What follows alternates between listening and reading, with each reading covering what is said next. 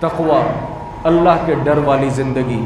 انسان جس حالت میں ہو، جس سچویشن میں ہو، جس مقام اور جس مرتبے پہ ہو، ہر وقت یہ احساس رہنا کہ یار دنیا نہیں دیکھ رہی، کیمرے نہیں دیکھ رہے.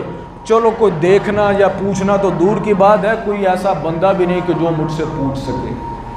اس موقع پر اللہ کا ڈر رکھنا، اللہ کا احساس کرنا کہ یار میں نے یہ خیانت نہیں کرنی، میں نے یہ ظلم نہیں کرنا، میں نے یہ گناہ نہیں کرنا، میں نے یہ زیادتی نہیں کرنی.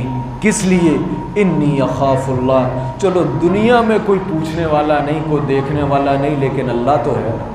فَسَأَكْتُبُهَا لِلَّذِينَ يَتَّقُونَ. جو میری رحمت ہے نا، وَرَحْمَتِي وَسِعَتْ كُلَّ شَيْءٍ، خاص رحمت لِلَّذِينَ يَتَّقُونَ، ان لوگوں کے لیے ہے کہ جن کو کوئی پوچھنے والا نہ ہو، ان کو کسی کی پوچھ کا ڈر نہ ہو، لیکن ان کو اگر ڈر ہو تو صرف اللہ کی پوچھ کا ہو. یہ رحمت میری ان کے ساتھ خاص ہے. کہتے ہیں کہ یہودی کہنے لگے ہم متقی ہیں، ہم متقی ہیں. اللہ تعالیٰ نے فرمایا تم کہتے ہو ہم متقی ہیں. متقی کون ہیں؟ الذین یتبعون الرسول النبی الامی الذی. اب اگر اس دور میں کوئی متقی ہو سکتا ہے تو وہ صرف امت محمدیہ کا فرد ہو سکتا ہے.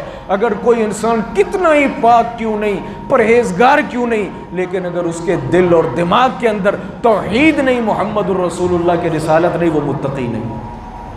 اس بات کو یاد رکھیں، وہ انسان متقی نہیں ہے. تو معلوم ہوا کہ اللہ کی خاص رحمت کے لیے ضروری انسان کے دل میں عقیدہ توحید، انسان کے دماغ کے اندر ختم نبوت کا یقین، اور اس کے بعد اللہ کا ڈر.